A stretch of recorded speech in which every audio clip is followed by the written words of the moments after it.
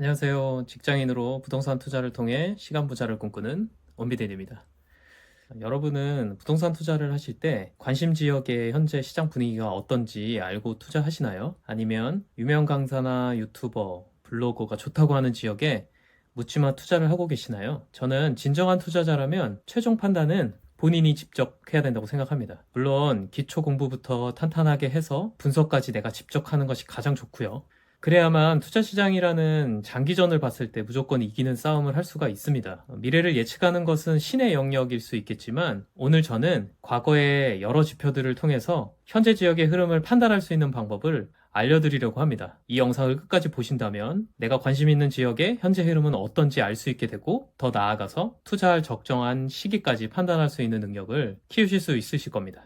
본격적으로 부동산 흐름에 대한 이야기를 하기 전에 부동산 가격은 어떻게 결정이 되는 것일까요? 먼저 집을 팔고 싶은 사람이 매도자와 집을 사고 싶은 매수자가 있어야 됩니다. 하지만 이 둘 사이에 신경전이 있을 겁니다. 팔고자 하는 사람은 내가 샀을 때 가격을 생각해서 조금이라도 비싼 가격에 팔고 싶어 할 것이고요. 사고자 하는 사람은 나중에 팔 거 생각해서 어떻게든 싸게 사고 싶어 할 것입니다. 결국에는 이 두 사람이 합의해서 적정선으로 가격이 결정이 되게 되는데요. 그렇다면 이렇게 결정된 가격은 어떻게 움직일까요? 가격의 움직임은 수요와 공급에 의해서 움직이게 되는데요. 쉽게 설명해서 수요라는 것은 사려는 사람들의 숫자나 심리이고 공급은 시장에 나와 있는 매물의 절대적인 양이라고 보시면 됩니다. 수요와 공급의 관계에 대해 기본적인 이해가 좀 중요한데요. 조금 더 이해를 높이기 위해서 제가 김장철 배축 가격을 예시로 한번 설명을 드려볼게요. 만약에 올해 여름에 역대급 장마로 인해 가지고 농작물의 피해가 아주 컸다고 가정을 해볼게요. 다가오는 11월 김장철에 배추는 당연히 부족하게 되겠죠. 하지만 김치를 담그는 수요는 작년과 다를 게 없을 겁니다. 그러면 김치는 순식간에 금치로 변하게 되고 그 여파는 자연히 가정경제에 심각한 타격으로까지 번지게 될 것입니다. 만약에 이 현상을 보고 농가에서 내년에는 배추를 많이 심어서 비싼 가격에 더 많은 수익을 챙겨야겠다라고 생각해서 열심히 농사를 지었는데 다음에 여름에 작년과 다르게 적정 강수량으로 장마를 무난하게 지나갔다면 어떻게 됐을까요? 이번에는 시장에 배추가 많아져서 어머니들은 어디 가도 좋은 가격에 배추를 구입할 수 있게 됩니다. 당연히 배추 가격은 공두박질 치게 되고 식탁 위에는 배추로 만든 여러 음식들이 등장을 하게 될 겁니다. 농민들은 땀 흘려 지은 배추들을 헐값에라도 처분해서 피해를 최소화하려고 할 것이고요. 이처럼 수요와 공급에 따라 가격의 움직임이 보이고 그것이 1년, 5년, 10년의 간격을 두고 일어나는 전체적인 현상을 사이클이라고 합니다. 부동산의 사이클은 앞에 예시에서 배추 대신에 부동산만 대입하면 됩니다. 결국 물량이 부족하면 수요가 증가하게 되면서 가격이 오르고 물량이 많아지면 수요가 상대적으로 감소하게 되어서 가격이 낮아진다는 단순한 원리입니다. 자, 그럼 이제 본격적으로 부동산 투자의 기본이 되는 부동산 사이클에 대해서 알려드리겠습니다. 부동산 사이클은 그림과 같이 파란 선의 매매 가격과 주황선의 전세 가격이 증가와 감소를 반복하고 있고 사이클에서 설명할 첫 번째 구간은 가장 왼편에 보이는 하향기와 조정기입니다. 말 그대로 가격이 떨어지고 있는 구간인데요. 앞에서 설명드린 것처럼 가격이 떨어지는 것은 공급이 많아졌기 때문이고 실소유자들은 집을 사면 더 떨어질 것 같은 느낌에 전세를 계속 유지하게 됩니다. 전세를 계속 유지하고 있기 때문에 시장의 전세 물량은 줄어들고요. 점점 구축의 아파트들은 전세 부족 현상이 심화되기 때문에 또 그로 인해서 1급지에 있는 아파트들부터 전세 가격이 또 조금씩 상승하게 됩니다. 그러면 이때 정부는 어떤 태도를 취할까요? 정부의 기본적인 부동산 시장에 대한 기조는 부동산 가격의 하락이 아니라 물가 상승률과 발맞춤하는 정도의 안정된 상승입니다. 그래서 정부는 이런 하향기와 조정기에서는 침체된 시장을 회복하기 위해서 안정화 방안을 검토하기 시작합니다. 제가 부동산 사이클 중에서 하향기와 조정기를 가장 먼저 설명드린 이유는 향후 가격이 상승할 가능성이 높은 시기로 투자자 입장에서 가장 중요한 시기이기 때문입니다. 전세 가격이 결국 상승해서 매매 가격의 턱 밑까지 왔을 때 매매 가격을 밀고 올라가게 되는데요. 왜냐하면 전세 가격과 매매 가격의 차이가 크지 않을 때 비로소 전세 수요가 매매 수요로 전환되면서 거래가 활성화되기 때문입니다. 하향기와 조정기를 지나가면 두 번째 단계인 회복기와 실수요장으로 넘어갑니다. 이 구간은 전세 가격과 매매 가격이 동반 상승하고 그 상승의 기울기도 가장 가파른 구간이라고 할 수 있는데요.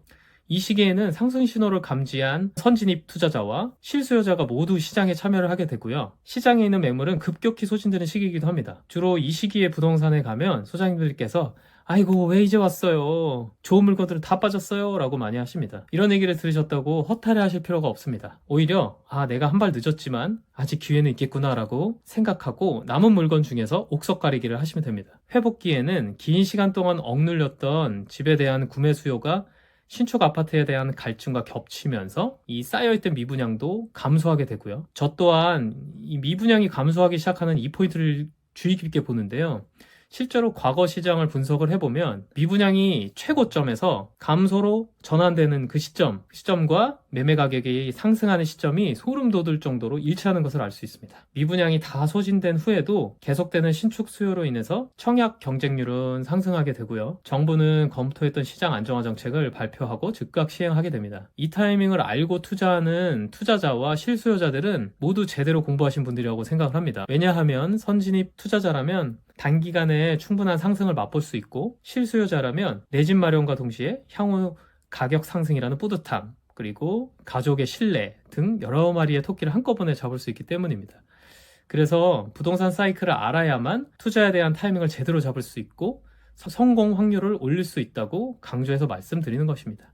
여기까지 잘 따라오고 계시죠? 혹시라도 이해가 안 되신다면 앞부분부터 다시 들으셔서 완전히 이해하시고 다음 단계로 넘어가시기를 바라겠습니다. 그럼 회복기와 실수요장을 지나서 세 번째 단계인 상승기와 가수요장으로 넘어가 보겠습니다. 이 시기는 투자자나 실수요자에게도 참 힘든 시기라고 할 수 있습니다. 왜냐하면 선진입 투자자 같은 경우 앞에서 살펴본 첫 번째 단계인 하향기 조정기나 두 번째 단계인 회복기 실수요장에서 투자해서 상승 효과를 보았는데 내 수익을 실현해줄 후발 투자자를 찾아야 하는 입장이고요. 실수요자는 오르기 전에 가격을 잘 알고 있다 보니까 선뜻 사지는 못하고 더 오를 것 같은데 하고 계속 망설이다가 매매를 주저하는 시기이기 때문입니다. 건설사들 입장에서도 미분양은 모두 소진되고 청약 경쟁률은 하늘을 찌르듯 상승하고 있기 때문에 더 늦기 전에 서둘러 분양을 하려고 하죠.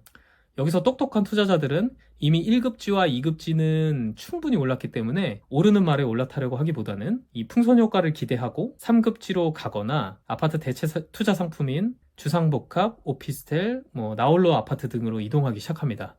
이때 정부는 과열되는 시장의 규제 강화를 검토하고 상황에 따라서 과열된 지역은 바로 시행하기도 합니다. 아마도 2021년에서 2022년 초반까지의 수도권 시장의 모습을 생각해 보시면 이해가 더 빠르실 것 같네요. 이제 시장의 흐름은 상승기를 충분히 거친 후에 네 번째 단계인 침체기로 넘어가게 됩니다. 이 시기는 매매 가격이 떨어지기 시작하는 시기라고 볼 수 있는데요. 건설사들의 과다 공급으로 인해서 분양 물량은 증가하지만 정부의 강력한 규제로 인해서 투자자와 실수요자들이 매수 심리는 급격히 감소되고 결국은 아파트를 살 사람이 없는 상황이 됩니다. 하지만 투자자는 이런 시기에 투자할 것이 없다고 손을 놓고 있는 것이 아니라 계속 공부를 하면서 침체기가 아닌 지역을 계속 찾는 작업을 해야 됩니다. 강물의 오리들처럼 열심히 물 밑에서 오리발을 움직여야 가라앉지 않고 앞으로 계속 나아갈 수 있는 것과 같은 것이죠.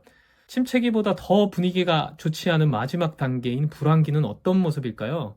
불황기 때는 과잉 공급으로 인해서 뉴스에서는 미분양 수준이 매달 최고치를 경신했다는 기사가 나오고 부동산의 매물은 쌓여 있는데 매수자들은 나타나지 않아서 거래가 단절된 느낌의 상태입니다. 집을 팔고자 하는 매도자들은 급매 가격조차도 거래가 잘 이루어지지 않기 때문에 가격을 더 낮춰서라도 팔아달라고 하는 상황이 되고요. 실제로 이 시기에 부동산 중개소장님들을 만나보면 일이 없어서 한숨만 쉬고 계시는 경우가 참 많습니다. 투자자라면 이 시기는 보수적으로 접근해야 되고 앞으로 다가올 하향기와 조정기의 매수 타이밍을 준비해야 합니다.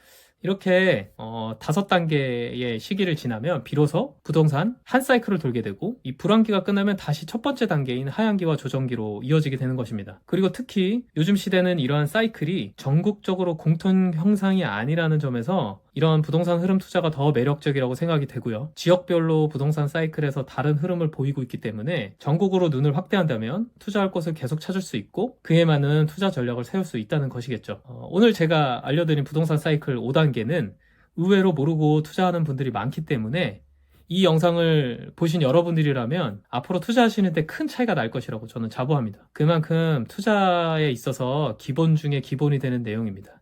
수요와 공급 간의 관계를 통해서 부동산 가격이 어떻게 움직이는지, 사이클 각 단계에서의 투자자와 실수요자는 어떤 포지션을 가져야 하는지에 대해서도 알아보았고요. 전국 각 지역별로 흐름이 다르기 때문에 내가 사는 지역과 그 주변부터 현재 흐름에 관심을 가지고 점점 그 시야를 넓혀가야 한다고 말씀드렸습니다. 이 영상을 보시고 아 그렇구나 하고 이해만 하고 끝난다면 절대로 이 부동산 사이클을 여러분들의 것으로 만들 수는 없습니다. 부동산 사이클은 아파트에만 국한되는 것이 아니라 재개발, 재건축, 분양권, 빌라 등 모든 부동산 투자에 있어서 기본이 되는 항목입니다. 에이 뭐 이렇게 복잡한 흐름까지 알아야 해. 물론 운이 좋아서 언젠가 수익이 날 수는 있겠지만 마음고생과 시간 소모는 투자자의 몫이 되겠죠. 부자가 되기 위해서 소중한 시간과 에너지만큼 중요한 것은 없으니까요. 그러니 이해되실 때까지 반복해서 보시고 온전히 본인의 것으로 만들어졌으면 좋겠습니다. 그럼 다음 영상에서는 부동산 투자자라면 당연히 알아야 되는 주요 지표들에 대해서 그 의미와 실제 사이트에서 제가 실습하는 영상을 준비하도록 하겠습니다. 오늘 영상을 보시고 이해 안 되는 부분이나 추가 설명이 필요한 부분이 있으신 분들은 댓글 남겨주시면 성심성의껏 답변 드리도록 하겠습니다. 마지막으로 구독과 좋아요, 알림 설정 부탁드리고 여러분의 관심이 저에게 아주 큰 힘이 된답니다. 오늘도 긴 영상 봐주셔서 고맙습니다. 원비데이였습니다.